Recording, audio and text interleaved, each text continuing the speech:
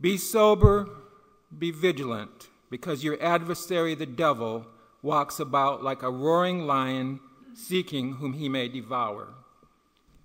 Turn also with me to John 10:10. Last of the Gospels, John 10, verse 10.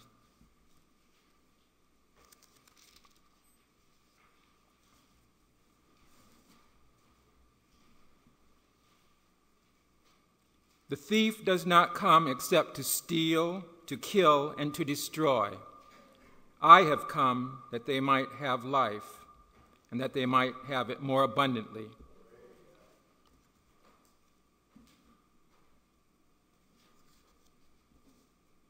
How we use this God-given computer makes all the difference. I have pointed out to you in the last two verses the source of evil, Satan.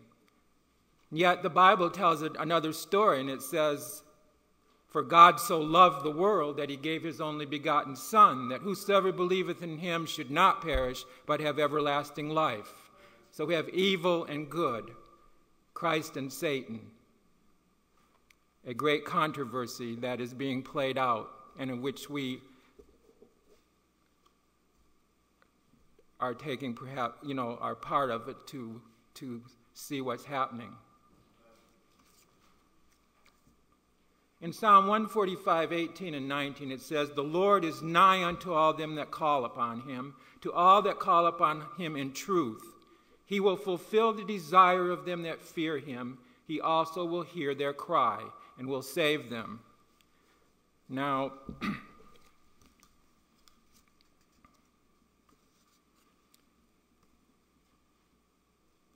apply that verse, to what I have been talking about, this computer. We have someone we can reach out to, and that is the Lord. He is nigh unto all them that call upon him, to all that call upon him in truth. And then it says, he will fulfill the desire of them that fear him. He also will hear their cry and will save them. As we meet the potholes, the detours, the dead ends in life, we have this promise. We have a whole book of promises here in the Bible. Now, it has been said that if you fail to plan to fail.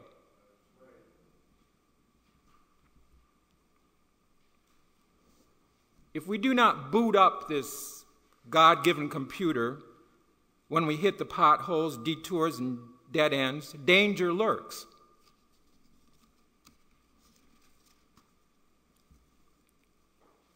Keeping the computer booted up and focused will make a giant difference in our life. There is a word we have in the English language, it has 13 letters. It's a long word. D-E-T-E-R-M-I-N-A-T-I-O-N. Determination.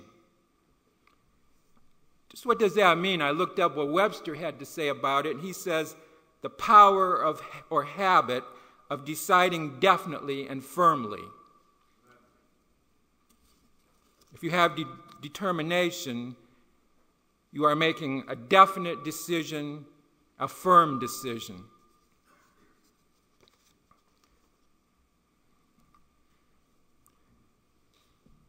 I submit to you that to reverse dead ends, avoid potholes, and reach goals and new vistas, we need determination. Paul Harvey, the well-known news commentator, was once asked to reveal the secret of his success. This is what he said: "I get up when I fall down." Very simple, but there's a lot to be said about it.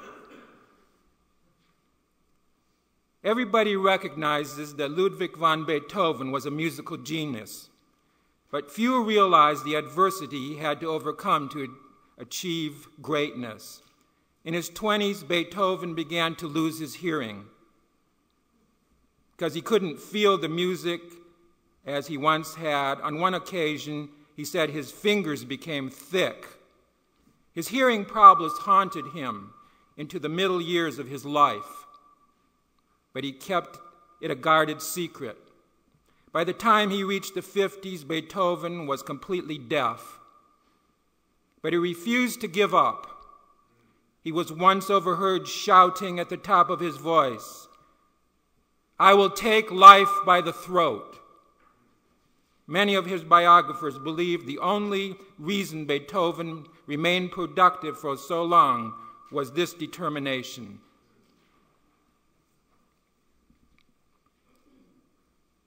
Now, there's an opposite to determination. And that's a 14-letter word, discouragement.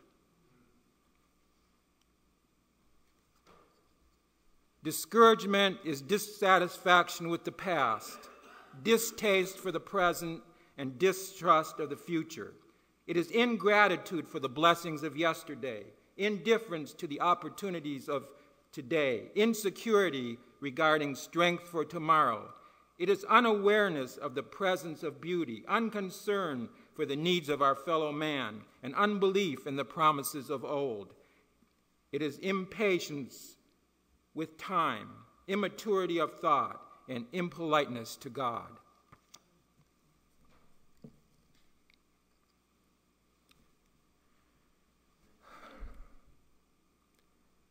There's a little story that I feel really illustrates determination, and it's just a story. Take it for that.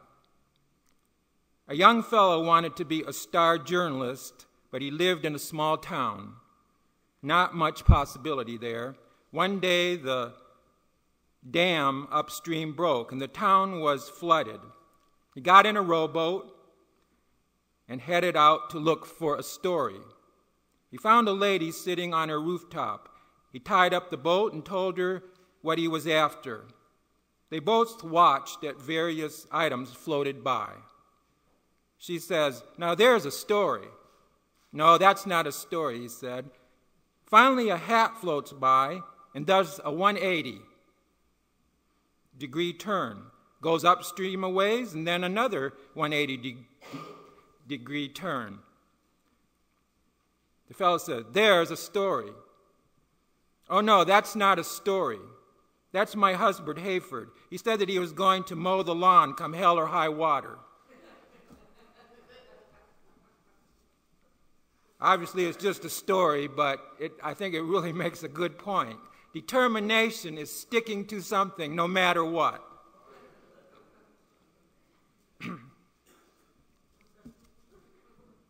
There's a verse in the Bible, Philippians 4:13. It says, "I can do all things through Christ, which strengtheneth me." Now, there's a variable in that. If you remember from algebra, x and y. Well, there's an x in here. And that x in this verse is all. It says, "I can do all things through Christ, which strengthens me." Whatever your problem, put it into that place where it says all. He can help us with whatever it is.